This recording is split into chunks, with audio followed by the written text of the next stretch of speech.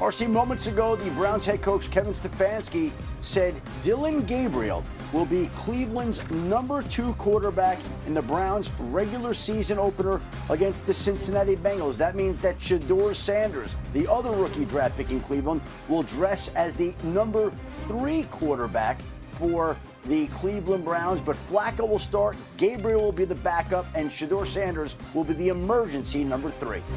Makes sense, deservedly so. The tape from week 2 of the preseason or week 3 of the preseason was very good. I think he plays really fast. He moves in the pocket very efficiently.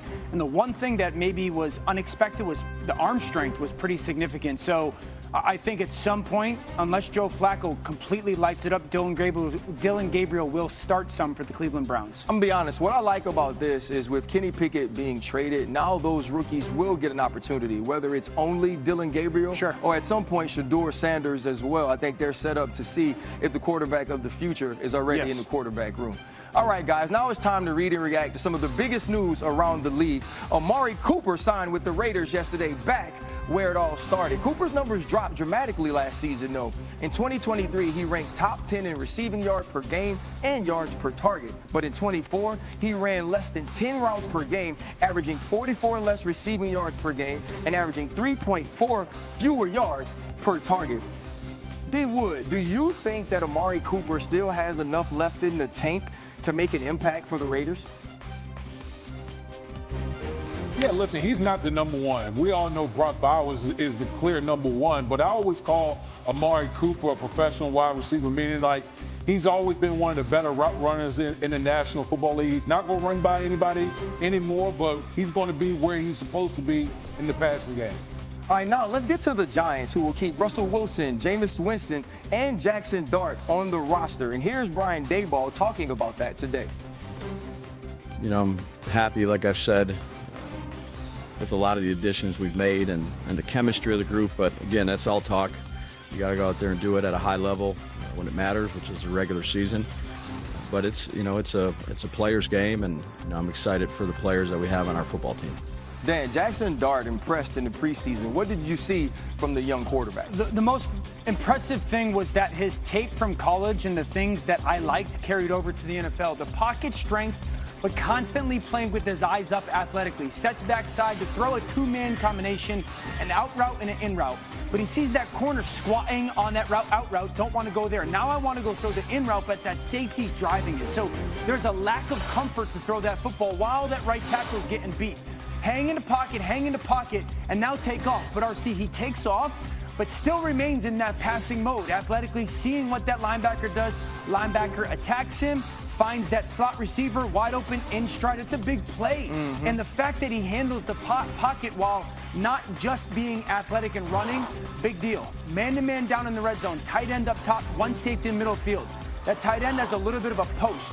Hold that middle field safety right for just 1 second. He's going to catch the snap and do that. And now in the red zone, it's got to be 1, 2, 3, and ball has to be out without a hitch. And that backside green window is where exactly how you want to throw it. Now, I love the height of the throw, but if and when he becomes their starter, that ball can't be here. You know what I'm saying? So I like a lot of the stuff. It's not flawless.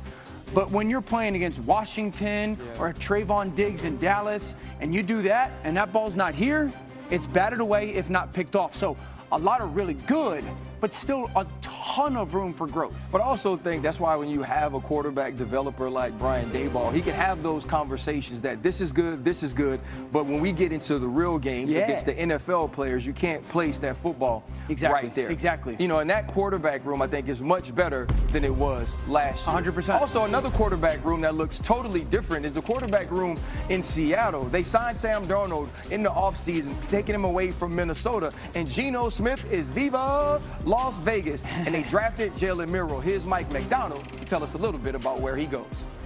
We're going to have plays for Jalen and game plans, and he's going to rep those are the ones. And, you know, however we build the package for him going into games, he needs those reps in walkthrough and full speed, so that's going to be important. How we do it, who gets how many reps, all that. I mean, obviously, Sam, it starts with how many reps he needs to get ready, and then we kind of work off from there.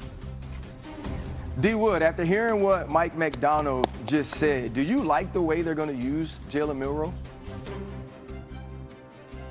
I do, because I think he's going to get a package of plays, and that's going to, it gives him an opportunity to be on the field and help with his development. But I think more so from a strategic standpoint, these two quarterbacks are totally different. We know with Jalen Milroe, he is a very athletic quarterback. And can you imagine how opposing defense is going to have to prepare for not only Sam Darnold, but now you also got to prepare for Jalen Milroe, which takes away from your preparation from the starter. So I love how the Seattle Seahawks are going to deploy Jalen Milroe in this situation. I love it. Now the San Francisco 49ers, who they play in week 1, and I think the Pittsburgh Steelers in week 2 and so on, you've got to prepare. You got to spend time preparing for something.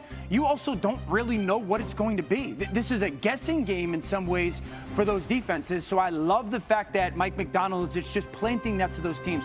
Number 2, who is the Seahawks' new offensive coordinator, RC? Clint Kubiak. Clint Kubiak, coming from the New Orleans Saints, who just has this history of Taysom Hill. Yeah. So I would fully expect that now you've got a coordinator.